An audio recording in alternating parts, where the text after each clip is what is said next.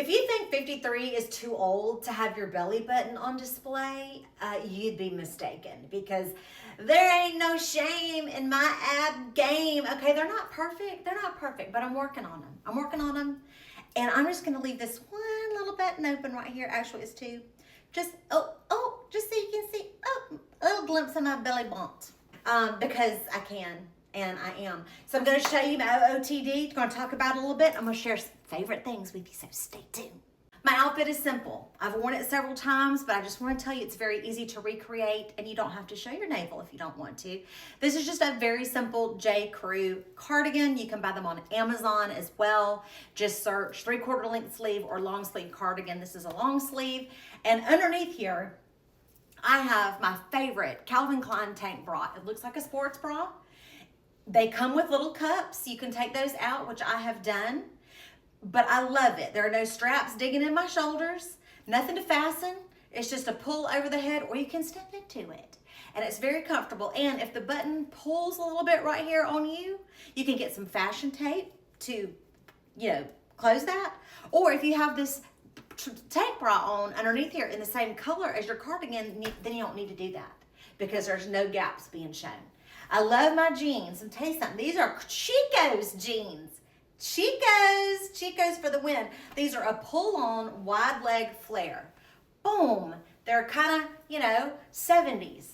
I was born in 72. I didn't wear bell bottoms in the 70s, but I imagine that they would look something kind of like this, except my husband was born in 1959, and he tells me that they were super, super, super, super, super tight to the knee, and then they went way out. So these are kind of a compromise. Of course, they have a lot of stretch. We can kick and stretch, because we're 53, almost 54, 53 years old, okay? These are from Chico's. I was at a restaurant today, and a little young chickadee was the hostess at the door, and on the way out, she said, "Ma'am, I love your jeans. What kind are they?" And I said, "Oh my gosh, I have no idea." I said, "Look." And so she looked see, we're in the South, we do this. We're strangers at the door in the middle of a restaurant, and I let her look in the back of my jeans, and I said, "What are they?" And she said, "They're Paul something." And I said, "Paul?" And she said, "Yeah, Paul something. Pull on. Pull on." I said, they are pull on, but she said they were Paul. I said, "That's not familiar to me. I don't know that I own any jeans by a designer Paul something." I said, "I have no idea what they are." So I just looked before I made this video, and they are pull on. But anyway, she loved them.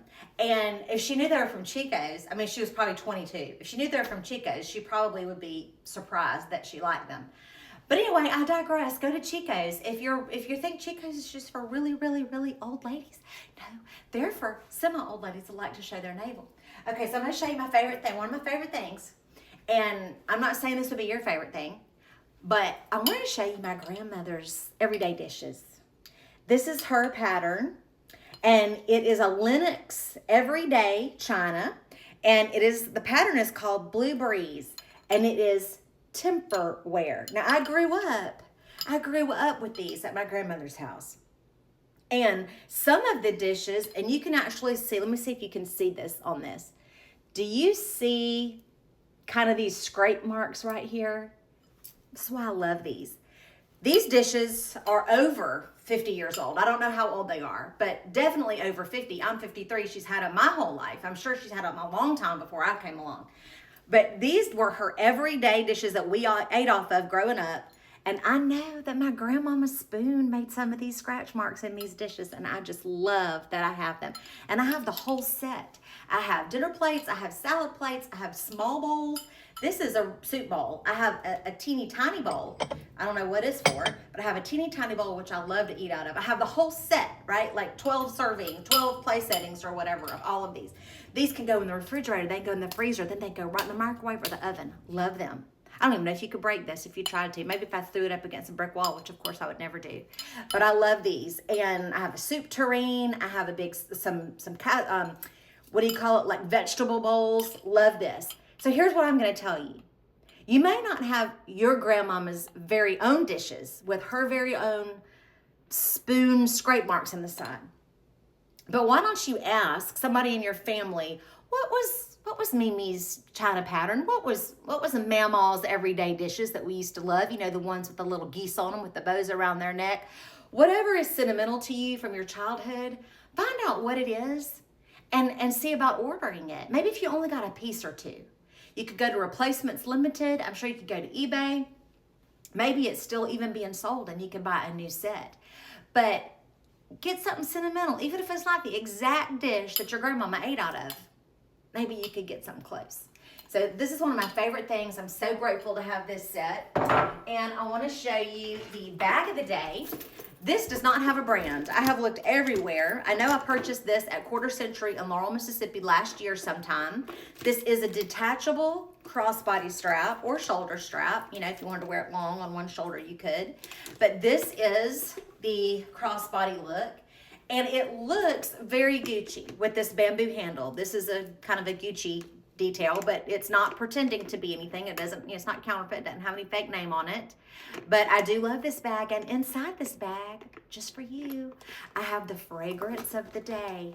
The fragrance of the day is Amber Oud, and this is by Haramain, Haramain. Let me see, I know it's backwards, but let me just see that. You could take a screenshot and flip it around if you wanted to. Gold edition. I have found that I'm very attracted to amber scents, and I love this. And what I did today is I did sprayed it, walked in, sprayed it, walked back, and then I did one spray in my hair. So I love this fragrance. I love it. It's a little bit masculine, which I do like. I love the unisex or a masculine scent. Amber Oud, Gold Edition, love. Now, we've left off one thing, haven't we? The shoe of the day. The shoe of the day is a Vince Camuto wedge in black leather. This is just very simple. It has the Velcro strap, which I love because I don't like to fool with any buckle around the ankle. And this is what they look like. Love Vince Camuto. I'm sure these came from a Dillard's. Probably, if I had to guess, the Dillard's in Pensacola one day when I drove over and met my sister, because we like to do that. Let's see. We are expecting a tropical storm tomorrow at some point, and the weather is supposed to be really bad tonight.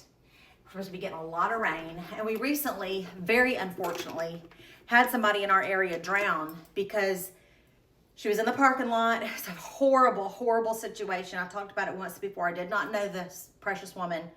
She had dropped her 3 children off with her parents. Her husband is terminally ill. She was on her way to like a one-night getaway, which she did, I think, once a month just to get a break. She was a full-time caregiver for her husband who needed total care.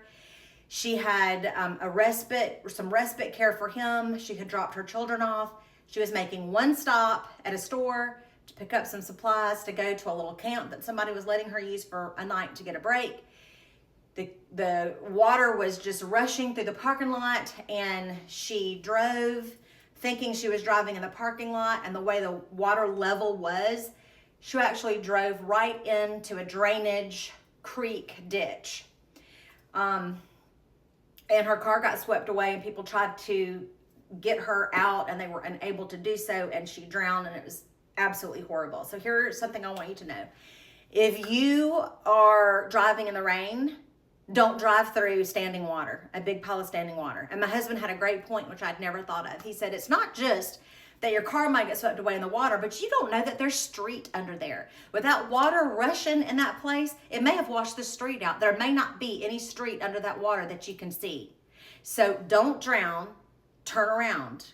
It might save your life, and dress up, y'all. It'll make you feel better. That's a weird thing to put on the end of that sad story, but really, oh well.